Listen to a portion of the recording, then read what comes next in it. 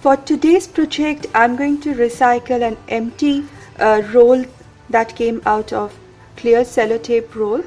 This is the empty roll. This is just made up of cardboard and a sturdy cylindrical shape. A piece of cardstock paper or any pretty paper, a little vintage lace, white in color, a little toy deer, any piece of cardboard or hard cardstock paper.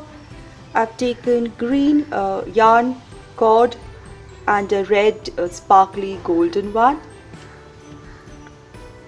Some strips of green paper and some strips of white paper. They are of the same width as that of this roll. I've already cut them to the width. I have taken some little cotton balls, a small tinkering little bell and a few silver sequins, little silver acrylic paint and a brush, of course scissors, something sharp and sturdy. I've taken a jute needle,